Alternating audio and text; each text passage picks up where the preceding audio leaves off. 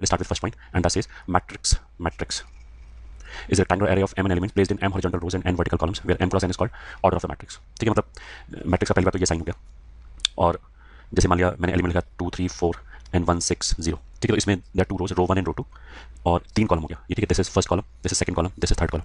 So order will be 2 cross 3. पहला जो number है वो नंबर ऑफ रोज को दिखाते हैं, दूसरा जो नंबर है that is number of columns. Unlike determinant में क्या है कि number of rows and number of columns equal होना चाहिए, प्लस डिटरमिनेंट को हम केवल ऐसे वर्टिकल लाइन लगाते हैं. डिटरमिनेंट को डिनोट करने के लिए ऐसे लिखते हैं, मैट्रिक्स में ऐसे स्क्वायर ब्रैकेट यूज करते हैं. ठीक है, तो पहला तो डिटरमिनेंट के लिए ऐसे वर्टिकल लाइन, मैट्रिक्स के लिए ऐसे स्क्वायर ब्रैकेट, पहला चीज. दूसरा, डिटरमिनेंट में number of rows and number of columns equal होनी चाहिए, बट मैट्रिक्स में से कुछ नहीं. मैट्रिक्स में you can have different number of rows and columns. Order लिखने का तरीका वो है जो डिटरमिनेंट होता है. जैसे डिटरमिनेंट में क्या होगा कि जो भी ऑर्डर हम बोलेंगे उसमें दोनों नंबर सेम होगा. अगर मैंने determinant is of order 4 cross 4, तो ये दोनों number has to be equal. Because दोनों नंबर इक्वल है, इसे डिटरमिनेंट में ऐसे बोलते हैं ऑर्डर 4 है, दैट ऑटोमेटिकली मींस कि 4 क्रॉस 4 है. ठीक है, मैट्रिक्स में ऐसा नहीं. मैट्रिक्स में तो I have to specify both the numbers because they can be different as well. Number of rows and number columns matrix में डिफरेंट हो सकते हैं. ठीक है, तो अगर m रोज हैं और n कॉलम्स हैं तो टोटल कितने एलिमेंट्स हो जाएंगे, m इंटू n, वो यहाँ पे बोला गया कि m इंटू n एलिमेंट्स. ठीक है, and one again I stress, पहला जो नंबर है वो रो के लिए यूज किया है हमेशा, दूसरे वाला कॉलम के लिए यूज किया है. ठीक है, तो अगर जैसे इस वाले की बात करें तो इसमें 2 रो हैं, रो 1 रो 2, और 4 कॉलम है 1 2 3 4, तो इसका ऑर्डर कितना हो गया 2 क्रॉस 4. 2 क्रॉस 4 को मल्टीप्लाई करके 8 नहीं लिखेंगे, that is very obvious, because 8 तो 1 इंटू 8 से भी आ जाएगा, तो इसको ऐसे लिखा देंगे. इसको कैसे पढ़ते हैं, 2 क्रॉस 8 भी पढ़ते हैं, 2 क्रॉस 4 भी पढ़ते हैं, एंड 2/4 भी पढ़ते हैं कि order is 2/4. Then again we write something like this. Okay, moving ahead, first note which says unlike determinant matrix has no value.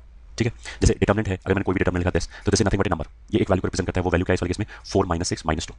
Matrix किसी वैल्यू को रिप्रेजेंट नहीं करता है. तो अगर मैंने ऐसे किया 1 2 3 4, तो मैं बोलूँ अगर मैं बोलूँ इसका वैल्यू क्या है, that does not make any sense. Matrix is not a value.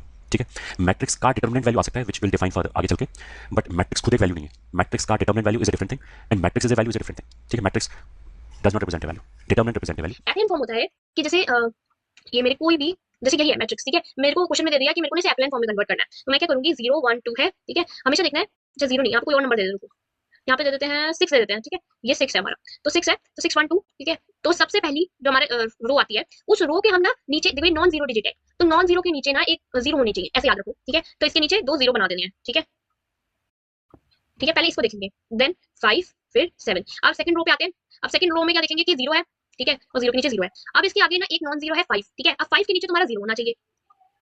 अब यहाँ पे 0 हो या यहाँ पे नॉन जीरो हो, ठीक है, मतलब यहाँ पे अगर नॉन जीरो भी होता ना तो उसको हम 0 नहीं बनाते. ठीक है, समझ रहे हो कि अगर सबसे पहली रो का सबसे पहला एलिमेंट लेना है, उस एलिमेंट के नीचे वाले जितने भी है ना कॉलम, उस कॉलम में वो हमें 0 बना देने हैं. देन हम सेकंड रो की तरफ बढ़ेंगे. सेकंड रो में जो नॉन जीरो डिजिट है, सबसे पहली नॉन जीरो 7 भी है वैसे. ठीक है, अगर 7 के नीचे 0 ना भी आए ना तो भी चल जाएगा काम, ऐसा जरूरी नहीं है. ये तो क्वेश्चन में दे रखा था 0, तो यहाँ पे मे भी 0 ना बनाओ, यहाँ पे 10 बन जाओ, मतलब वो तो मैट्रिक्स से सॉल्व करोगे तो कुछ भी बन जाता है ना. पहले हमारा rank of matrix. Rank of matrix किसे कहते हैं, देखो, number of linearly independent rows और number of independent columns in a matrix is called rank and is denoted by rho. देखो ऐसी चीज समझ नहीं आएगी, मैं अब तुम्हें एक एग्जांपल से समझाती हूँ, फिर आप लोगों को समझ आएगा.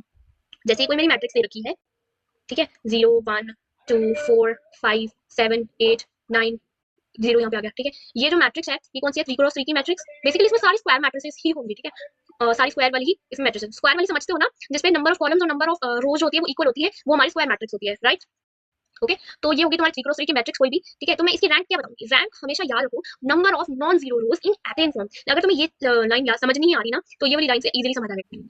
ओके, सो ए को हमने कन्वर्ट करना है एप्लाइन फॉर्म में, 1 2 3 2. ओके, तो सबसे पहले क्या करते हैं, 1 के नीचे 2 है, 2 को हम कन्वर्ट कर देते हैं नॉन जीरो में, सॉरी 0 में. कैसे कन्वर्ट करूंगी मैं, मतलब हम लोग क्या करेंगे, रो 2 जो है ना उसको बना देंगे रो 2 माइनस 2 टाइम्स रो 1. राइट, अगर 2 टाइम्स रो 1 कर देंगे, और इस वाली रो को भी हमने बनाना ही पड़ेगा. राइट, तो रो 3 को भी कन्वर्ट कर देते हैं. रो 3 हो जाएगा रो 3 माइनस रो 1. ठीक है, ये बन जाएगा 0. ओके, और rank is equals to number of non zero rows which is equals to 2.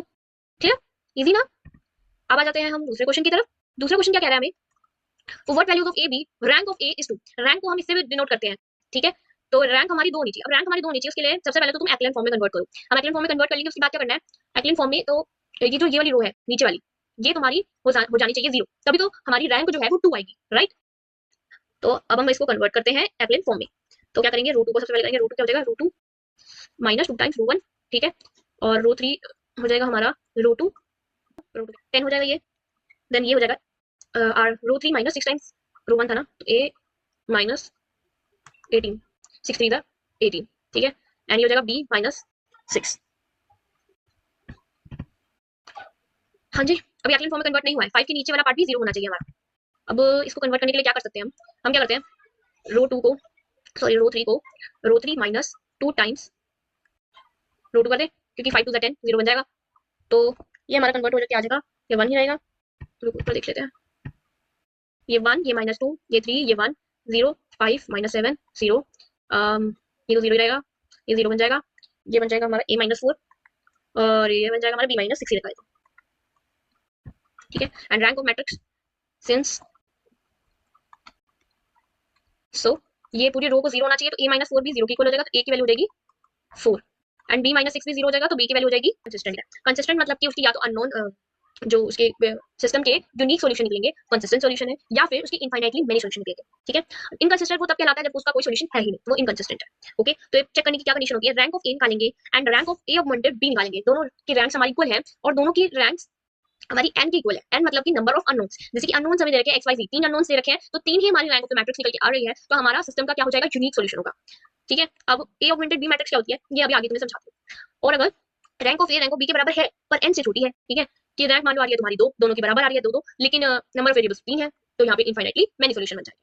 और जब rank of A rank of augmented B के बराबर है ही नहीं, तो नो सॉल्यूशन। ठीक है, सबसे इजी तरीका यही है, इसी फॉर्म में याद रखना कि पहले तीनों को इक्वल कर दिया, तीनों को इक्वल कर दिया, तो मतलब यूनिक सॉल्यूशन, सॉल्यूशन होगा ही होगा, तीनों बराबर मतलब सॉल्यूशन है ही है। अब अगर n से छोटा आ जाता है तो इनफाइनाइटली मेनी सॉल्यूशन, बहुत सारे सॉल्यूशन है इसका मतलब, तो ठीक है।